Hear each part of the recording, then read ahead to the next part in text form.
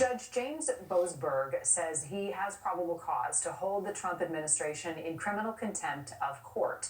It is over the administration's violation of his orders to turn planes around that were carrying deportees to an El Salvador prison. And it comes as the Department of Justice now releasing his alleged gang nickname and rank of Kilmar Abrego Garcia, the man at the center of the wrongful deportation case involving these flights.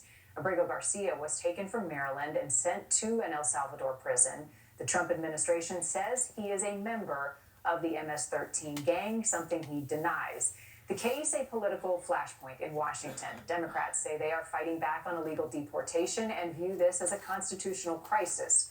Republicans say they view this as a proxy battle over illegal immigration, which is an issue the party believes plays to its favor. One thing to remember, many Americans voted Trump in office for his views on getting illegal immigrants out of the country. News Nation's Kelly Meyer joining us from the White House with the very latest. Kelly, I understand you have some brand new details about the Trump administration and a filing in this case. Yeah, good morning, Marty. So the Trump administration just filing a response to questions on how it plans to, quote, facilitate the release of Kilmar Abrego Garcia, as well as it contends their depositions are, quote, unjustifiable and continues to argue its limitations on returning a foreign national is what we're seeing. One part of the filing reads, under the guise of an amended order, the same district court has set down the same unjustifiable path, all in service of a member of a foreign terrorist organization with no valid right to be in the United States in the first place. The court's immediate intervention needed. The federal courts do not have the authority here. In the hearing Tuesday, the judge said that she will order sworn testimony by Trump administration officials to determine if they complied with her orders to facilitate the return of Abrego Garcia. Marnie? And there is another hearing for this. Kelly, when is that scheduled and what may this next step look like? Yeah, so that's set out for Monday, April 21st, set by the ACLU, directs the government to provide 30 days notice on this. So we're watching for that. We'll have the coverage of that. We're going to be watching for this in Washington, D.C. Basically, as you mentioned, the flashpoint with this. The Republicans saying that they need to follow along with what the president has been elected to do, to deport illegal migrants into this country.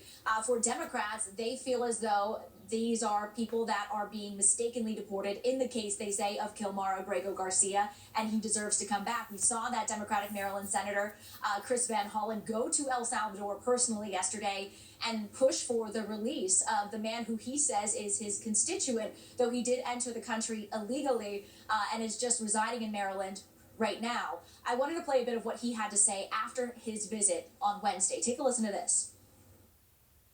I called upon the government of El Salvador to do it unless they can provide evidence that he's been involved in MS-13. They said they had no evidence. And now the White House press secretary calling for a last-minute press briefing on Wednesday, highlighting a special guest. That guest she brought out was Patty Morin, the mother of Rachel Morin, who was brutally raped and murdered while hiking in Maryland by a fugitive from El Salvador in 2023. Her mother getting emotional, speaking to the press. Take a listen to this.